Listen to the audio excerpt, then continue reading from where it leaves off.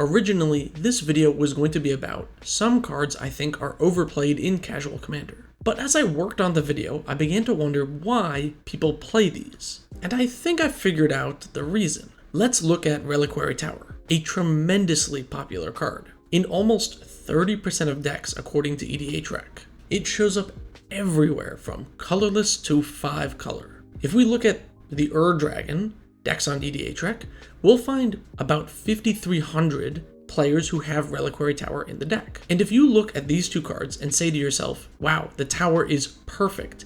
After you draw 10 cards from the Dragon, you get to keep all of them. Then you've already fallen for this deck building trap. But first, this video is sponsored by Cool Stuff Inc. You can go to their website to buy any of the cards that I talk about here, or sealed product if you want, or whatever else they have. And if you use code TTM, you can get 5% off your next order, plus it helps support the channel. Thank you very much to Cool Stuff Inc. for sponsoring this video. The biggest trap in EDH deck building is when evaluating cards, you only look at what they do when you're already winning. Basically looking at the ceiling of a card or the peak of its potential instead of looking at the floor. Cards like this are often called win more cards. They have a really high ceiling where when things are going well, the synergies that they provide compound and give you a huge advantage. But many players don't think about the times when you're not winning and these cards suddenly do nothing. Because of that, many players will often overload on win more cards, which hurts your deck in the long run. Sticking with the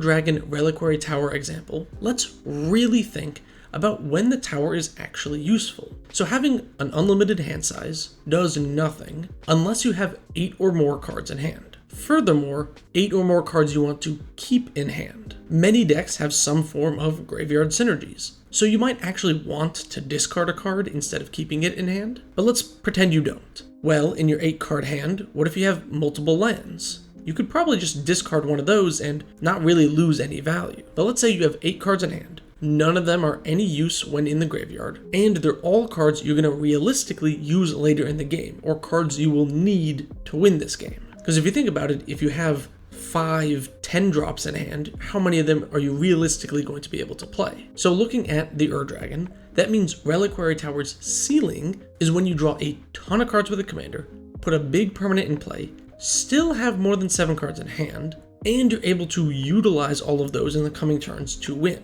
And any other time is the floor. The tower is essentially a basic waste if you have 7 or fewer cards in hand. But I'm sure many of these 5,300 players who added Reliquary Tower to their Dragon deck at some point had a game where their deck went crazy. They were on top of the world and had all these extra cards in hand. And hey, maybe some player said, why don't you throw a Reliquary Tower in there? So next time you don't need to discard all those extra dragons. I imagine that's how a lot of Reliquary Towers ended up in a lot of decks. Focusing on the high points of your deck when you're overloaded with cards in hand, you feel like you really would want that Reliquary Tower. There are a lot of cards like this. Teferi's Ageless Insight is another example. This card is really popular, showing up in 5% of all possible decks according to EDH Rec, and since it's mono blue, that's a whopping 110,000 decks and counting. And when your deck is doing its thing, drawing cards, man, this card feels like it puts in work. That ceiling is really high when you get to double the draw from some big card draw effect. Although in theory, shouldn't your card draw already be doing this? I mean, we're in blue, right? Card draw is that color's strong suit.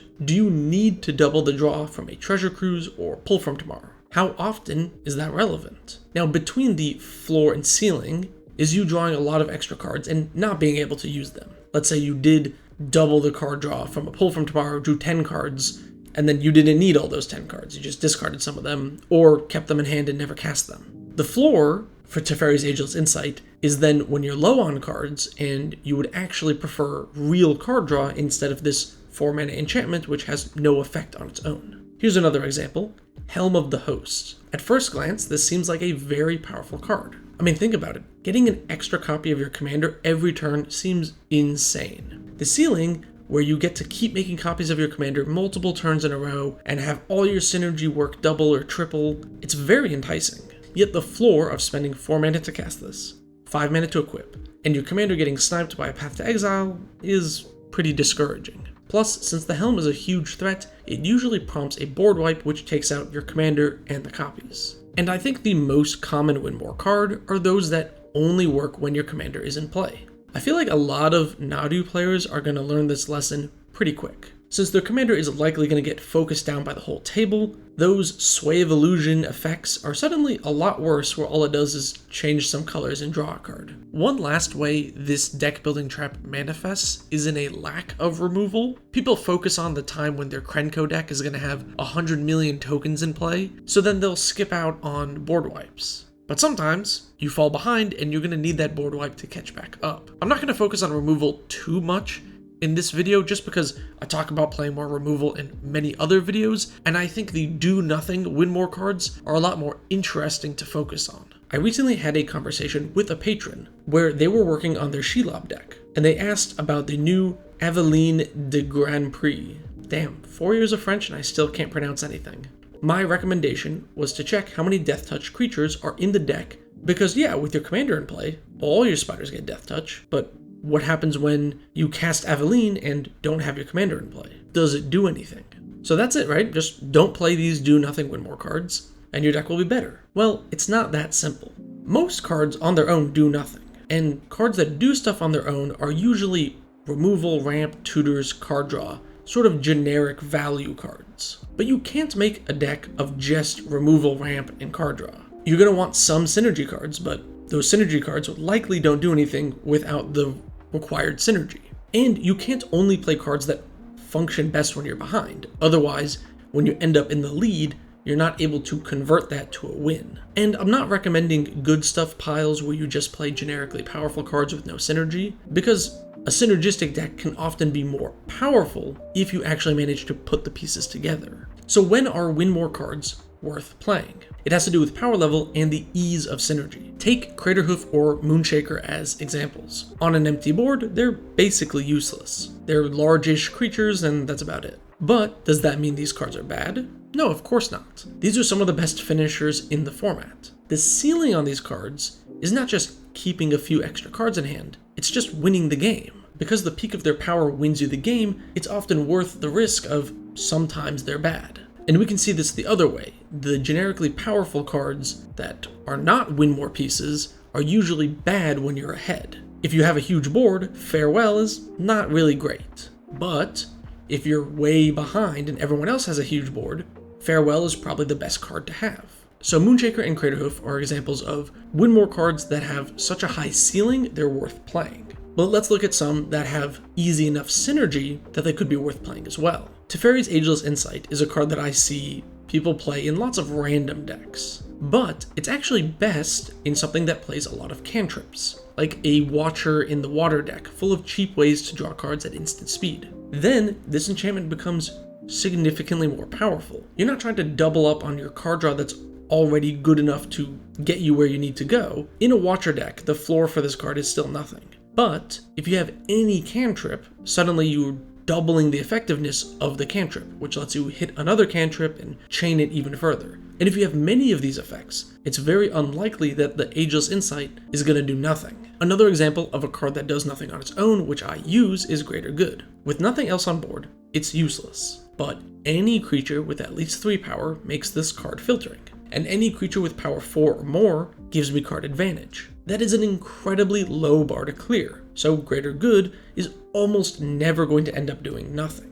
We're almost never at the floor for this card. And that's the most difficult part of this deck building trap, finding when and where you can include these cards. And it's going to come down to your deck and your meta. Remember the Shelob example? I didn't mention what happened.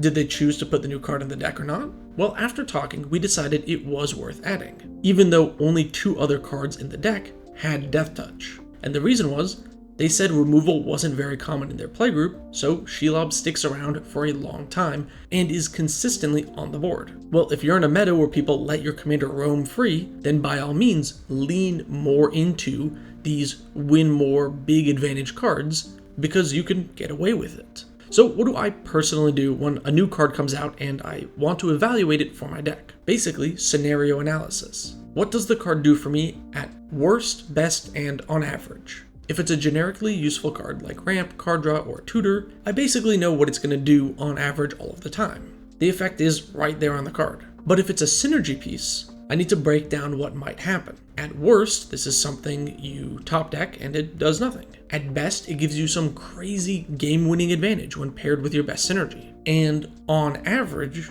what's going to happen? How easy is it to get off the floor or get close to the ceiling? And then you need to choose if that's worth adding to your deck. Otherwise, you might end up playing a 5-color deck with a Reliquary Tower as your third land. Thanks for watching. What do you think of do nothing, win more cards? How often do you see a new card get printed and go, wow, it's going to fit perfectly when my commander's in play, when the deck is doing something, and you don't think about what happens when things go awry? Do you agree that many players overload on these effects? Let me know in the comments below. And special thanks to my tier 3 patrons whose names you see here. If you want to be in the credits, check out the Patreon. Thanks.